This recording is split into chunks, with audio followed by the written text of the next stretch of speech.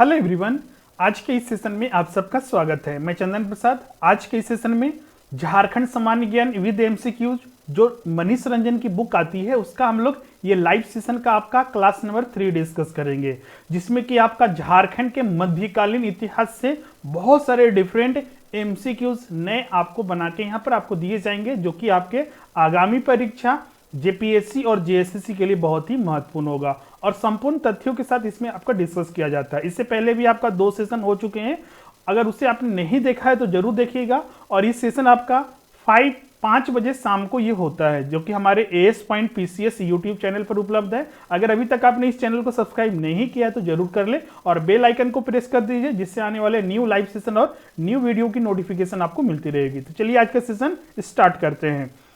उससे पहले हमारे स्टडी मटेरियल और साथ ही हमारे ऑनलाइन क्लासेस, जो कि आपका जिसमें जेपीएससी प्रारंभिक परीक्षा, मुख्य परीक्षा, उसी तरह आपका जेएसएससी प्रारंभिक परीक्षा और मुख्य परीक्षा के संपूर्ण अध्ययन सामग्री ऑनलाइन क्लासेस उपलब्ध है। ज्यादा जानकारी के लिए आप इस नंबर पर कांटेक्ट कीजिए, आपको सारा इंफॉर्मेशन दे दिया जाएगा। साथ ही आपका डिस्क्रिप्शन में लिंक भी दिया हुआ है, वहां से डायरेक्ट आप जो स्टडी मटेरियल है हमारे, जिसमें कि आपका जीएस पेपर के हिंदी भाषा एवं साहित्य के सारे नोट्स और टेस्ट सीरीज उपलब्ध है, वहां से भी डायरेक्ट ऑर्डर कर सकते हैं। हमारे ऑनलाइन क्लासेस जो आपका है लाइव और रेगुलर बेसिस पर आपको उपलब्ध कराए जाते हैं एट मिनिमम कॉस्ट।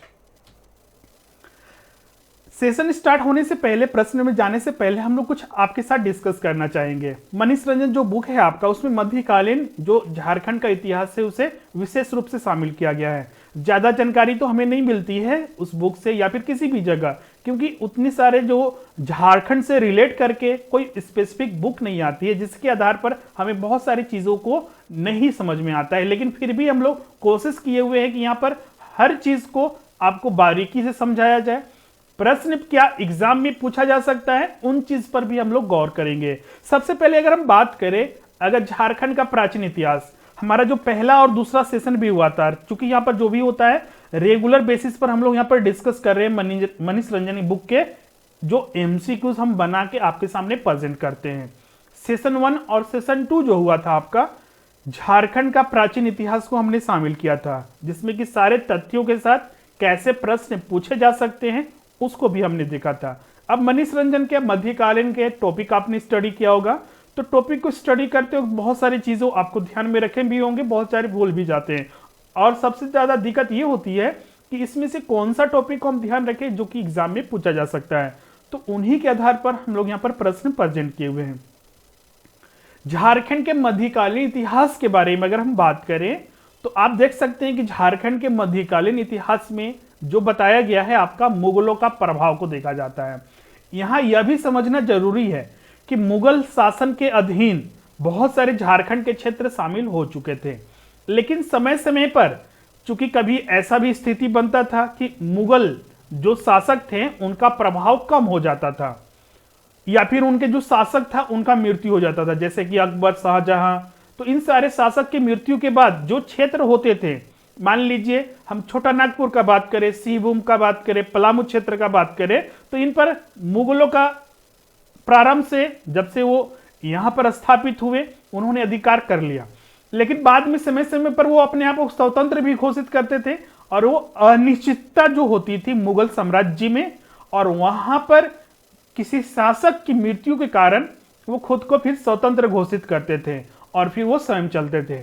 फिर बाद में जब मुगल शासक अपना जो शक्तिशाली राज्य के तौर में उभरते, फिर वहां का चूंकि यहां पर जो कंट्रोलिंग होता था झारखंड क्षेत्रों पर, वो बिहार के सूबेदार, मुगल के द्वारा बिहार के सूबेदार को नियुक्त किया जाता था और बिहार के अधिकार क्षेत्र के अंतर्गत ये झारखंड आता था और वहीं से इसका शासन किया जाता था। अब आक्रमण भी किया जाता था, सूबेदार के मुगल के द्वारा वहां पर भेजा जाता था और वहां का जो सूबेदार था, बिहार का सूबेदार, जैसे कि मानसी था और भी कोई शासक थे, हिंदू शासक में अगर हम बोला जाए बिहार के सूबेदार में मानसी का नाम आता है, तो उसने भी आपका इन क्षेत्रों पर कभी कभी आक्रमण किया था, इसके भी प्रमाण मिलते हैं। उसके बाद बहुत सारे और भी शासक हुए, उन्होंने भी झारखंड के विभिन्न क्षेत्रों पर आक्रमण किया। अब इसमें जो प्रश्न पूछा जा सकता है उसको भी समझना है। एक चीज और आपको यहां पर गौर करने जरूरी है, मुगल काल किसी क्षेत्र पर, जैसे कि छोटा नागपुर पर आक्रमण किए तो उन्होंने उसका अधिकार क्षेत्र अपने ले लिया। उस समय हो सकते कोई राजा थे। उसी तरह मान लीजिए पलामू क्षेत्र पर चेरो राजवंश पर आक्रमण करके वहां पर अपना अधिकार क्षेत्र में ले लिए। कुछ समय बाद ये खुद को स्वतंत्र भी घोषित करते थे क्योंकि उसका प्रभाव कम हो जाता था। किसी मुगल शासक का जो अत्याचारी था या फिर जो एक समृद्ध शासक बना था, मुगल में बादशाह के पद पर रहा, उसकी मृत्यु के बाद खुद को वो स्वतंत्र घोषित कर लेते थे। फिर बाद में जब एक नया शासक बनता था तो फिर से वो आक्रमण होता था। तो ये क्रम चलता रहा ब्रिटिश कालीन तक।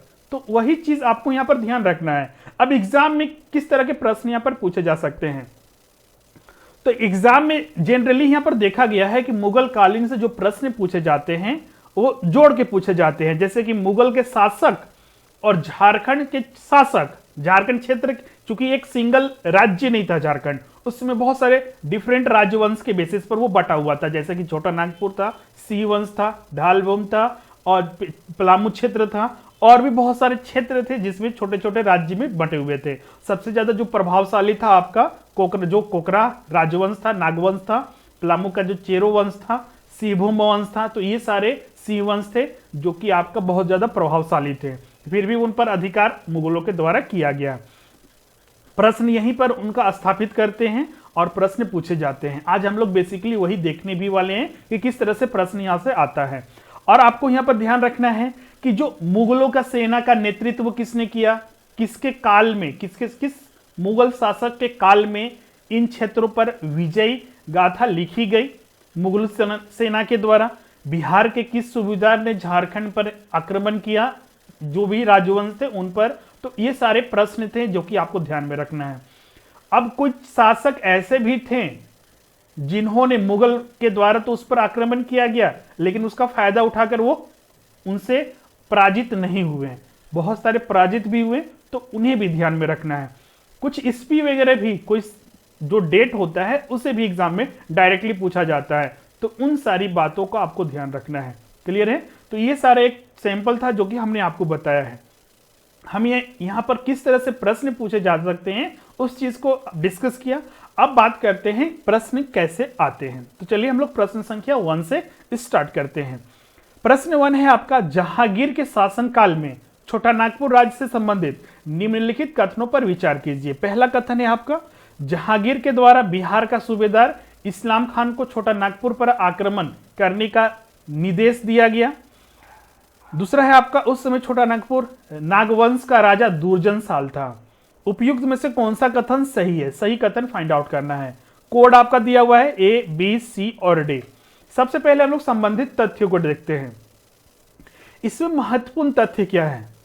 झारखंड के राजवंश और जहांगीर, ये टॉपिक अगर हेडिंग अगर आपको डालना होगा तो ये आप वहां पर एंटर कीजिएगा। झारखंड का राजवंश और जहांगीर जो एक मुगल शासक था, उसके शासन में क्या हुआ? जहांगीर के द्वारा बिहार का सूबेदार, जैसा कि हमने इनिशियल में ही बताया है, उस चीज को भी ध्यान में रखना है। बिहार का सूबेदार किसे नियुक्त किया गया? इब्राहिम खान को छोटा नागपुर का पर आक्रमण करने का आदेश दिया। इस्लाम खान जो बंगाल का सूबेदार था, प्रश्न में ये वर्ड भी आया था, तो इस्लाम खान कौन था आखिर, तो उसके बारे में भी जानना होगा। तो इस्लाम खान बंगाल का सूबेदार था। मुगलों के द्वारा बंगाल को अलग रखा गया था, अलग अधिकार क्षेत्र में, बिहार को अलग रखा गया था। झारखंड जो आता था बिहार के क्षेत्र में शामिल था। हुआ यह था, जब छोटा नागपुर जैसे राज्य और झारखंड के अन्य राज्य अपने आप को स्वतंत्र घोषित करने लगे, दूसरे जो मुगल शासक थे आक्रमण करने के बाद तो ये अधिकार में आते थे, लेकिन बाद में ये स्वतंत्र घोषित करने लगे। तो ऐसे में जो बंगाल का सूबेदार था, जहांगीर के शासक बनने के बाद बिना परमिशन, बिना अनुमति के इस्लाम खां इन क्षेत्रों पर आक्रमण करने के लिए आगे बढ़ा। छोटा नागपुर क्षेत्र पर आक्रमण करने के लिए बढ़ा, चूंकि वो जहांगीर से अनुमति नहीं लिया था, तो इसके कारण उसका जो आक्रमण था उसे रोकना पड़ा। फिर 1615 ईस्वी में जहांगीर ने फिर बिहार के सूबेदार के पद पर इब्राहिम खान को नियुक्त किया। अब यही इब्राहिम खान के द्वारा छोटा नागपुर पर आक्रमण किया गया था और वो जीता था इसमें। उस समय जो छोटा नागपुर राजवंश का जो शासक था दुर्जन साल था। यहां पर आपको ध्यान क्या रखना है कि जब जहांगीर शासक बना मुगल का, तो उसके बाद बिहार का सूबेदार इब्राहिम खान को नियुक्त किया गया। लेकिन इससे पहले ही, नियुक्त नहीं होने से पहले ही, जो बंगाल का सूबेदार था इस्लाम खां, उन्होंने बिना अनुमति के, बिना जहांगीर के अनुमति के उसने आक्रमण किया, जिसकी वजह से बीच में उसे रोकना पड़ा, जो कि जहांगीर का ये आदेश था। फिर इब्राहिम खान को जब नियुक्त किया गया तो उसके नेतृत्व में मुगल सेना आई और छोटा नागपुर पर आक्रमण किया और दुर्जन साल को हराकर वहां पर कब्जा किया और बंदी बनाकर दुर्जन साल को अपने साथ ग्वालियर किले में उसे बंद भी कर दिया गया था। अब यहां पर बात करते हैं प्रश्न संख्या 1 में। तो पहला कथन तो आपका बिल्कुल गलत है, क्योंकि जहांगीर के द्वारा सूबेदार, जो बिहार का सूबेदार था, इब्राहिम खान था, न कि इस्लाम खान। ये तो आपका बंगाल का सूबेदार था, जो बिना अनुमति के एक बार छोटा नागपुर पर आक्रमण करने की कोशिश किया, लेकिन उसे बंद करना पड़ा। तो पहला कथन आपका बिल्कुल गलत है। दूसरा कथन बिल्कुल सही है। जब जहांगीर के आदेश पर इब्राहिम खान, बंगाल का सूबेदार, छोटा नागपुर पर आक्रमण किया था, तो उस समय छोटा नागपुर के राजा दुर्जन साल थे। तो दूसरा कथन बिल्कुल सही है। तो राइट आंसर आपका यहाँ पर बी होगा, क्योंकि पूछा गया था कि कौन सा कथन आपका सही है। तो इस तरह से आपको प्रश्न को सॉल्व करना है, तथ्यों के साथ आपको ध्यान में रखना है।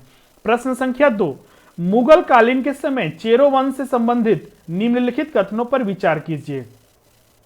पहला है आपका जहांगीर के समय चेरो वंश का राजा अनंत राय था। दूसरा है आपका जहांगीर के द्वारा 1607 ईस्वी में बिहार के सूबेदार अफजल खान को नियुक्त किया गया, जिसने पलामू के राजा चेरो पर अपना अधिकार स्थापित किया।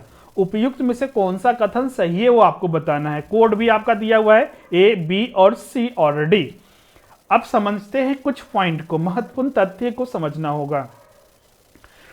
प्रारंभ से ही, चाहे वो चेरो का क्षेत्र हो, पलामू का जो चेरो वंश था, या फिर झारखंड के अन्य क्षेत्रों, या फिर भारत के अन्य भागों, बहुत सारे ऐसे शासक थे जो मुगल से घृणा करते थे।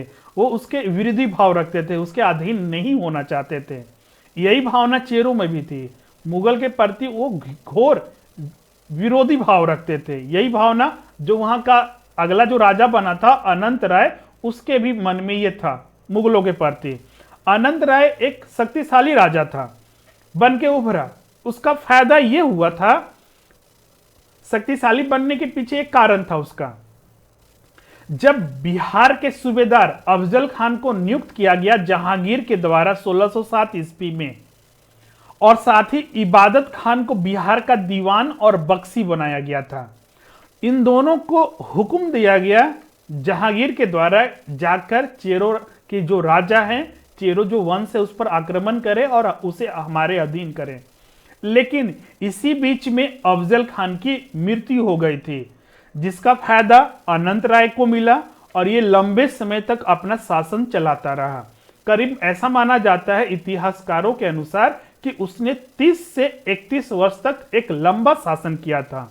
मतलब कि इसके राज्य पर जब वो राजा रहा तब तक मुगल का प्रभाव इस पर नहीं देखा गया। इससे पहले था, इसके बाद भी था, लेकिन अनंत राय के बनने के समय ऐसा स्थिति नहीं हो पाया।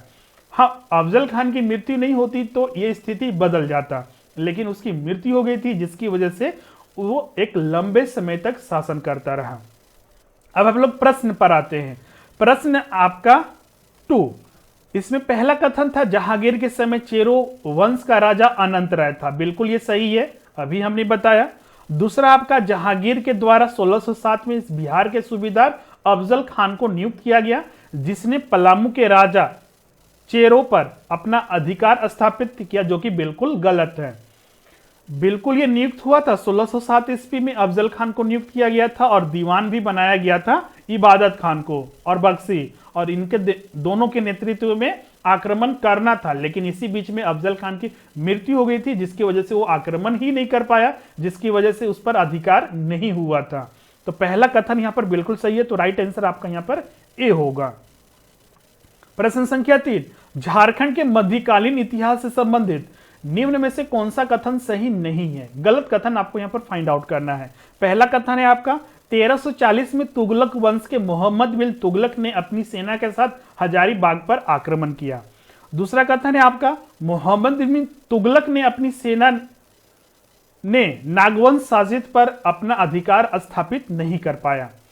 कोड आपका दिया हुआ है केवल 1, केवल 2, 1 और 2 दोनों उपयुक्त में से कोई नहीं। कीवर्ड आपको पहले भी हमने बताया है, पहले के सेशन में भी, कि कीवर्ड आपको फाइंड आउट करना होता है। सही नहीं है, कौन सा कथन यहां पर सही नहीं है उसे समझना है। पहला और दूसरा कथन यहां पर बिल्कुल सही है। अब देखिएगा, जब हम लोग मनीष रंजन के पेज नंबर हमें तो याद नहीं है, लेकिन जैसे ही मध्यकालीन झारखंड का इतिहास प्रारंभ होता है उसी समय मुगलों का प्रभाव के बारे में बताया जाता है कि जब से मुगल स्थापित धीरे धीरे होने लगे थे तो इन क्षेत्रों पर भी आक्रमण करना प्रारंभ किए थे। लेकिन 1340 में तुगलक वंश के जो मुगल मोहम्मद बिन तुगलक था उसके बारे में बताया जाता है, मतलब कि तुगलक वंश के बारे में भी, मतलब मुगल से पहले। तो उसने भी तुगलक वंश के जो एक शासक था मोहम्मद बिन तुगलक, उन्होंने भी इस क्षेत्र पर आक्रमण किया था। लेकिन हजारीबाग जैसे छोटे राज्यवंश पर भी और छोटे मोटे अन्य क्षेत्र था वहीं तक अपना अधिकार कर पाया था, क्योंकि नागवंश उस समय एक शक्तिशाली राज्य था और उस समय मोहम्मद बिन तुगलक के द्वारा उस पर आक्रमण कर अपना अधिकार करना मुश्किल था, इसीलिए उस क्षेत्र से हट गया था और हजारीबाग जैसे ही छोटे क्षेत्रों पर ही वो अपना अधिकार जमा पाया था। तो पहला कथन और दूसरा कथन बिल्कुल सही है। मोहम्मद बिन तुगलक की सेना ने नागवंश शासित जो राज्य था उस पर अपना अधिकार स्थापित नहीं कर पाया था, सिर्फ हजारीबाग जैसे क्षेत्र पर ही अपना अधिकार किया था। तो यहां पर राइट आंसर आपका यहां पर सी होगा। 1 और 2 दोनों कथन आपका सत्य है। प्रश्न संख्या 4 है आपका, निम्नलिखित कथनों पर विचार कीजिए। पहला है आपका 13वीं शताब्दी के प्रारंभ से ही छोटा नागपुर पर मुसलमान आक्रमण प्रारंभ हो चुके थे। दूसरा कथन है आपका उस समय नागवंश शासित राज्य सबसे शक्तिशाली राज्य था जिस पर दूसरी सेनाओं का आक्रमण करना आसान नहीं था। उपयुक्त में से कौन सा कथन सही है? कोड आपका दिया हुआ है A, B, C और D। तो यहां पर दोनों कथन आपका बिल्कुल सत्य है। जैसा कि अभी हमने आपको बताया 13वीं शताब्दी के प्रारंभ से ही इन क्षेत्रों पर भी ऐसा नहीं कि पूरे संपूर्ण क्षेत्र पर एक साथ कब्जा किया गया था, लेकिन छोटे मोटे यहां पर मुसलमान के द्वारा आक्रमण किए जाते थे। तुगलक वंश के बाद मुगल वंश, उन्होंने यहां पर इन क्षेत्रों पर धीरे धीरे आक्रमण कर अपना अधिकार स्थापित किया था। लेकिन नागवंश जो छोटा नागपुर का कोकराह का जो राजवंश था उस पर अधिकार प्रारंभ में नहीं हो पाया था, बाद में हुआ था अकबर के समय। अकबर के समय इन्होंने नागवंश पर भी अपना राज्य स्थापित कर लिया था। इस पर भी हम लोग आगे प्रश्न देखेंगे, लेकिन यहां पर जो दोनों कथन दिया हुआ है 13वीं शताब्दी के प्रारंभ से ही यह देखना जारी हुआ था, लेकिन उसका प्रभाव ज्यादातर देखा गया अकबर के समय। अकबर ही ने स्थापित किया था, बिहार और बंगाल को अपने क्षेत्र में शामिल किया था, तो बिहार के अंतर्गत ही झारखंड आता था, इसीलिए उस पर अधिकार स्थापित हो गया था। फिर भी एक ऐसा शासक था जो उसका विरोध करता था अधिकार होने के बाद भी, तो आगे उस पर भी प्रश्न मिलेगा, पहले इस पर डिस्कस करते हैं। तो पहला और दूसरा कथन यहां पर बिल्कुल आपका सत्य है, इसीलिए राइट आंसर आपका यहां पर आपका सी होगा। 1 और दोनों कथन सही है। प्रश्न संख्या 5, जब छोटा नागपुर के नागवंश के राजा दुर्जन साल की हार इब्राहिम खान के द्वारा हुई, तो दुर्जन साल के द्वारा इब्राहिम खान को किस चीज का लालच दिया गया था? जैसा कि हमने बताया था, इब्राहिम खान को जहांगीर ने बिहार का सूबेदार नियुक्त किया था। उसके नेतृत्व में छोटा नागपुर पर चढ़ाई किया गया। चढ़ाई करने के बाद उस समय नागवंश के जो राजा थे दुर्जन साल थे। चढ़ाई न किया जाए इसके लिए भी दुर्जन साल ने एक बहुत बड़ा कूटनीतिक व्यक्ति था और प्रभावशाली एक राजा था दुर्जन साल। किसी तरह से वो लालच देने की कोशिश किया था इब्राहिम खान को कि कैसे भी मेरे वो चुंगल में फंस जाए, मतलब कि लालच देके हम उसे बहला फुसला ले और अपने क्षेत्र में ले लें, लेकिन ऐसा नहीं हो पाया था। फिर वो आक्रमण किया और युद्ध हार गया। फिर भी हारने के बाद भी दुर्जन साल उसे लालच दिया, क्योंकि आपको पता है कि उस समय झारखंड क्षेत्र को हीरा के लिए जाना जाता था, बहुत ज्यादा जेवरात हीरे नीलम वगैरह के लिए जाना जाता था। लालच दिया गया था, लेकिन फिर भी वो इससे कुछ भी उस पर असर नहीं हुआ इब्राहिम खान पर, और उसे दुर्जन साल को कैद करके इब्राहिम खान के द्वारा ग्वालियर के किले में बंद भी कर दिया गया था। तो यहां पर जो सही उत्तर होगा आपका ए होगा, हीरे जवाहरात का लालच दिया गया था। क्लियर है? बी और सी तो बिल्कुल गलत है और डी या तो आपका उपयुक्त सभी है, बिल्कुल गलत है। राइट आंसर ए होगा। नेक्स्ट है आपका प्रश्न संख्या 6, अकबर की सेना ने छोटानागपुर पर आक्रमण क्यों किया? पहला आपका अफगान विद्रोहियों के इन क्षेत्रों में छिपे हुए के कारण, दूसरा आपका इन क्षेत्रों में हीरा पाया जाने के कारण, तीसरा आपका उपयुक्त दोनों कथन, और डी है आपका उपयुक्त में से कोई नहीं। तो इसका राइट आंसर आपका सी होगा। जब भी आप किसी बुक को पढ़ते हैं, मनीष रंजन आप पढ़ते होंगे तो बिल्कुल बहुत अच्छा है, क्योंकि वहां पर सही लिया गया है। अकबर की सेना, जैसा कि आपको पता है कि मुगल काल ने इन क्षेत्रों पर धीरे धीरे अपना मुसलमानों का आक्रमण भी होने लगा था। तो बहुत सारे जो शासक थे, ऐसा नहीं था कि अकबर को इन क्षेत्रों के बारे में पता नहीं था, पता था, लेकिन फिर भी इस पर उतना महत्व नहीं देता था। लेकिन सबसे बड़ा कारण था जो इतिहासकार बताते हैं उस पर। कुछ इतिहासकार ऐसे भी बोलते हैं कि कुछ अफगान ऐसे विद्रोही थे जो इन क्षेत्रों में आकर छिप जाते थे, और जब उनकी सेना, मुगल की सेना या फिर जो क्षेत्र होते थे वहां पर जाकर आक्रमण करके फिर यहां पर छिपा जाते, जिससे कि उनको नुकसान होता था, मुगल वंश को, मुगल की सेना को। तो इस स्थिति से निपटने के लिए अकबर ने जो एक नया सेना तैयार किया था, और उस सेना ने इन क्षेत्रों पर आक्रमण किया था, जिससे कि अफगान विद्रोहियों को हटाया जा सके। कुछ इतिहासकार ऐसा भी मानते हैं कि इन क्षेत्रों में हीरा पाया जाता था, जैसे कि आपको शंख नदी के किनारे और जो है हीरा पाया जाता था, इसलिए इस क्षेत्र पर आक्रमण किया गया था। कुछ लोग इतिहासकार इसलिए भी, जो सफेद हाथी का जिक्र तो बाद में आता है कि पलामू जैसे क्षेत्रों पर सफेद हाथी भी पाया जाता था, उसका प्रमाण तो अभी भी नहीं है कुछ, लेकिन ये दो ज्यादा कथन सही थे। इसीलिए हम लोग यहाँ पर दोनों कथन को सही मान रहे हैं कि जो इतिहासकार बताएं, और दोनों कथन सत्य भी है।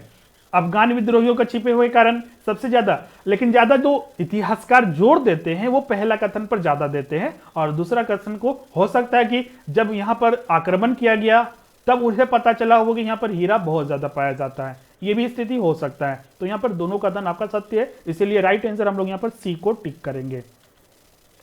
प्रश्न संख्या 7 है आपका अगला प्रश्न, निम्नलिखित कथनों पर विचार कीजिए। पहला है आपका अकबर ने छोटानागपुर क्षेत्र को जीतने के लिए सेनापति अब्दुल रहीम खान खाना के नेतृत्व में मुगल सेना भेजी थी।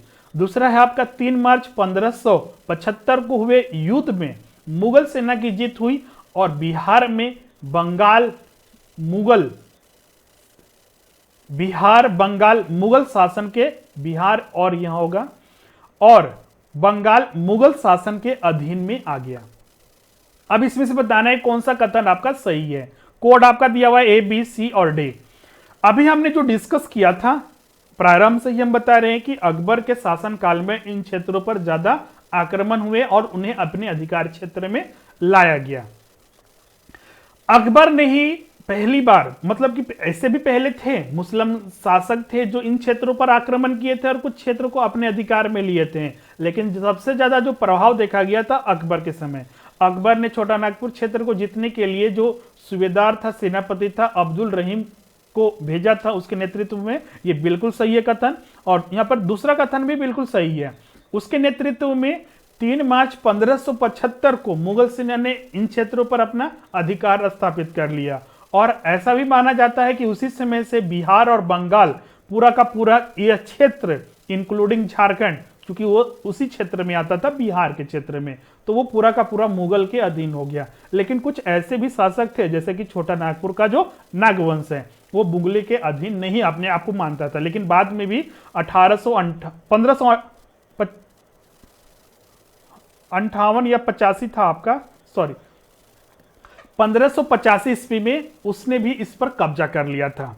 क्लियर है? एग्जैक्ट डेट तो ये याद नहीं है, लेकिन आपको बता दें उस पर भी आपका इसी के नेतृत्व में, इसकी मुगल सेना के द्वारा ही उस पर भी अपना अधिकार कर लिया था। तो यहां पर जो दोनों कथन दिया हुआ है बिल्कुल आपका सत्य है, पहला और दूसरा। तो राइट आंसर आपका यहां पर सी होगा।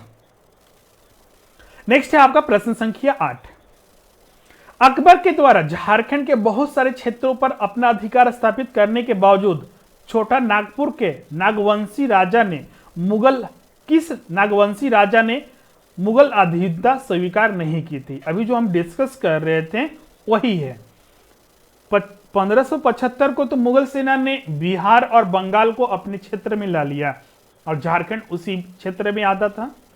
लेकिन जैसा कि हमने बताया कि एक ऐसा नागवंशी राजा था छोटा नागपुर का, जो उस मुगल के शासन में नहीं आना चाहता था, अधिकार क्षेत्र में नहीं आना चाहता था, और उसने उसका खुलकर विद्रोह भी किया था। ऑप्शन भी यहां पर दिया हुआ है आपका, किस राजा के द्वारा? ए राजा मधुकरण शाह, बी आपका है राजा वीर प्रताप राय, सी आपका राजा मेदिनी राय, और डी आपका उपयुक्त में से कोई नहीं। तो इसका सही उत्तर होगा आपका ए, राजा मधुकरण शाह के द्वारा। लेकिन पहला तो हमने ये चीज को डिस्कस किया था 1575 में, 3 मार्च 1575 में मुगल सेना ने बिहार और बंगाल को अपने अधिकार क्षेत्र में ले लिया, और उसके बावजूद छोटा नागपुर का जो राघवंशी राजा था, राजा मधुकरण शाह, उसने उसकी अधीनता स्वीकार नहीं की।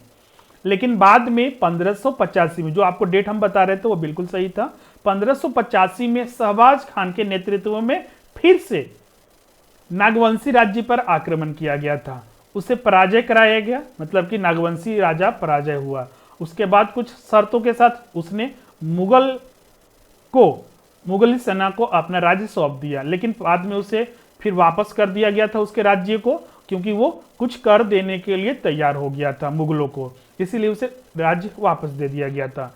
यहाँ पर जो प्रश्न पूछा गया था कि किस छोटा नागपुर के नागवंशी राजा ने मुगलों का अधीनता स्वीकार नहीं किए थे, तो आपका राजा मधुकरण शाह था।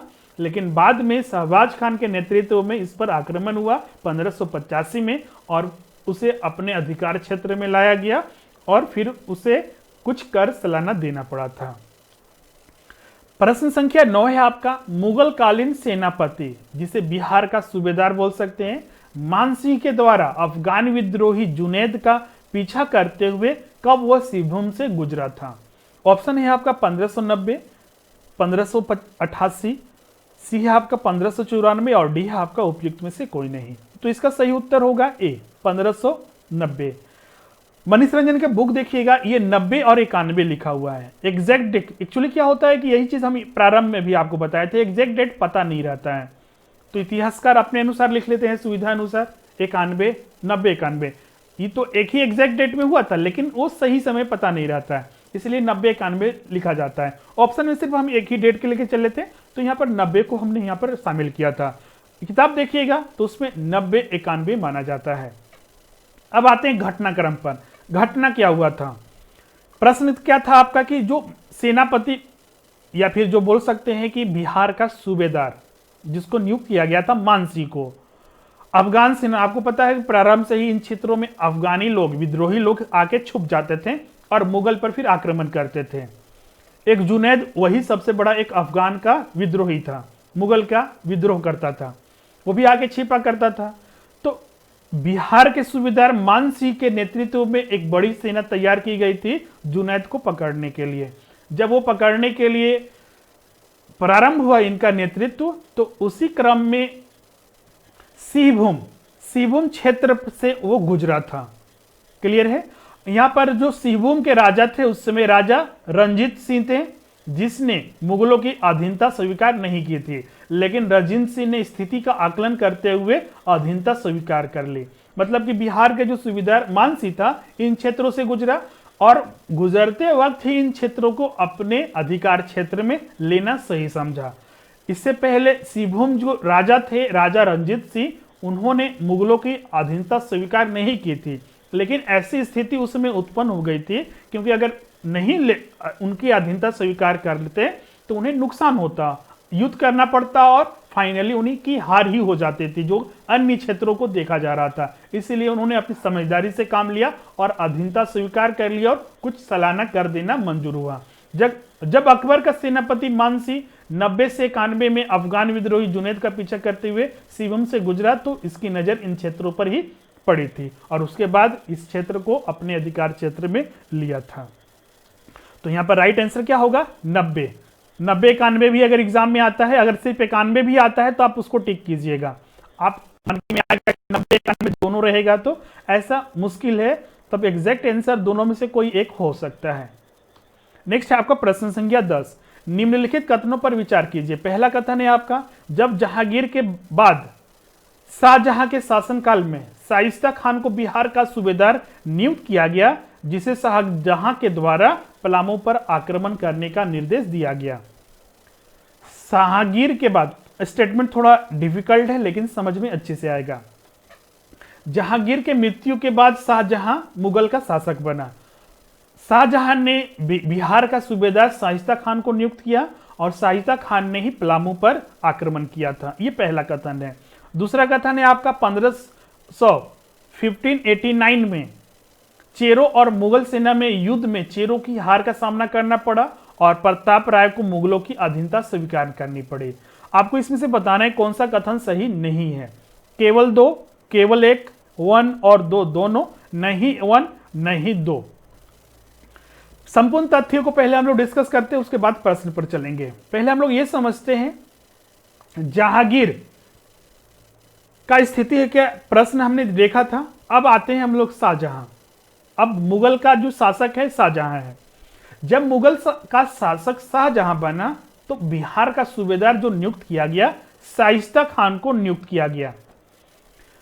शाइस्ता खान जब बिहार का सूबेदार बना था तो उस समय से पहले वो पलामू क्षेत्र, मतलब कि चेरो वंश के द्वारा भी कर दिया जाता था मुगलों को। लेकिन पहले भी हमने बताया था, जब भी अनिश्चितता होती थी मुगलों में या फिर किसी शासक की मृत्यु होती थी तो उसका फायदा उठाकर जो छोटे मोटे क्षेत्र थे, जैसे कि पलामू चेरो राजवंश था, छोटा नागपुर राजवंश था, अपने आप को स्वतंत्र घोषित कर देते थे। फिर जब नया राजा बनता था तो फिर जो नया शासक मुगल में बनता था तो फिर उनके द्वारा उन क्षेत्रों पर आक्रमण कराया जाता था। वही यहां पर भी हुआ।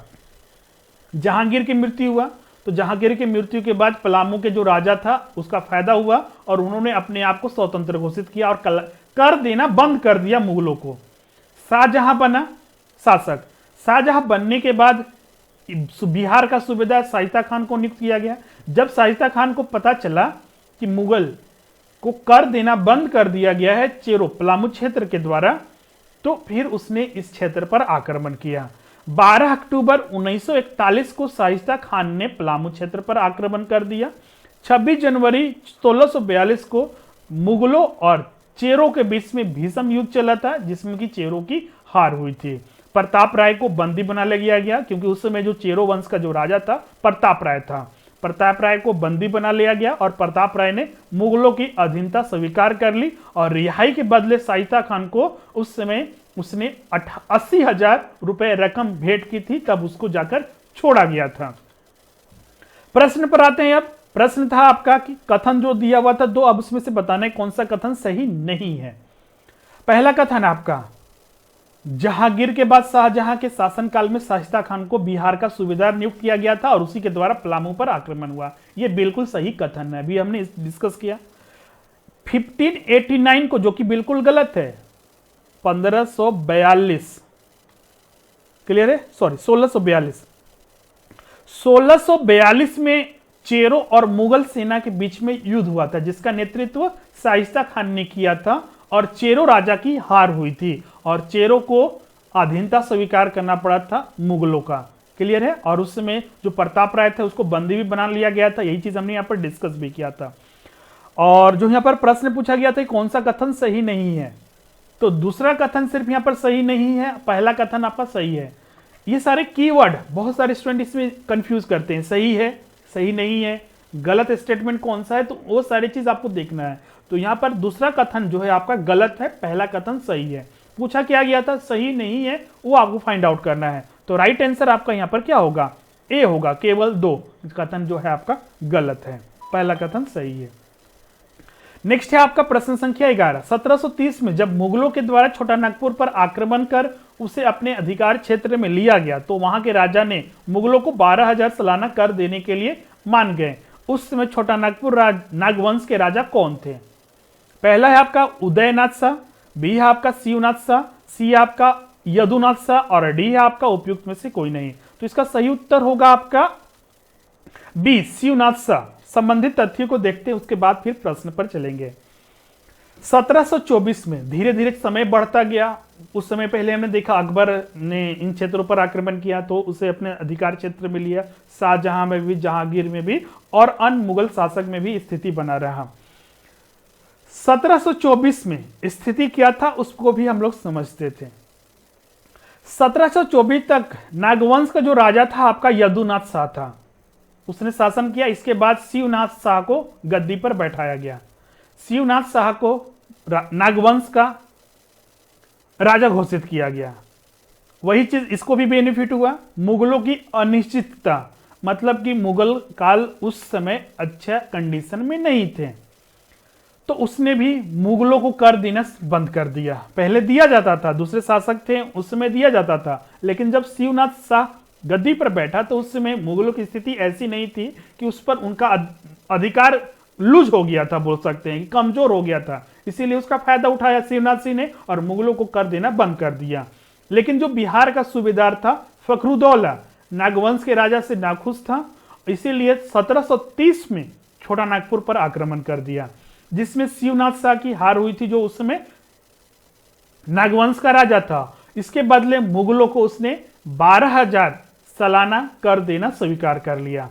उसके बाद जब शिवनाथ शाह के बाद अगला जो शासक बना था वो था आपका उदयनाथ शाह, जिसने सालाना कर देना कंटिन्यू किया, वो डिसकंटिन्यू नहीं किया था। यहां पर तीनों नाम थे, इसीलिए उदयनाथ शाह भी था, शिवनाथ शाह भी था और यदुनाथ शाह था। यदुनाथ शाह कौन था? 1724 तक उसने नागवंश पर शासन किया। उसके बाद कौन बना? शिवनाथ शाह, जिसने कर देना बंद किया था, लेकिन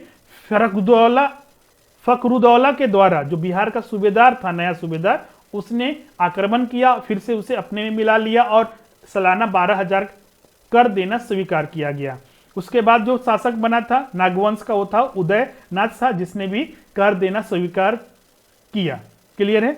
यहां पर जो पूछा गया था कि 1730 में जब छोटा नागपुर पर आक्रमण कर किया गया था और मुगलों को 12,000 रुपए सालाना कर देने के लिए मान गए थे नागवंशी, तो उस समय जो छोटा नागपुर का राजा कौन था? तो शिवनाथ शाह था। तो राइट आंसर आपको यहां पर बी होगा। तो इस तरह से 11 प्रश्न आज के सेशन में डिस्कस किए हैं और 11 प्रश्न इसको नहीं बोल सकते, इसमें बहुत सारे महत्वपूर्ण तथ्य थे जो कि पूरे निचोड़ था आपका मध्यकालीन झारखंड पर। इससे प्रश्न कहीं से भी पूछा जा सकता है, तो इसीलिए हमने जो महत्वपूर्ण तथ्य थे, महत्वपूर्ण जो मुगल शासक थे, महत्वपूर्ण जो झारखंड के शासक थे, उनको हमने शामिल करते हुए यहाँ पर बहुत सारे इंपॉर्टेंट पॉइंट बताएं जिसको आप नोट भी करना है और याद भी रखना है एग्जाम के लिए। तो इस तरह से आज का सेशन कंप्लीट होता है।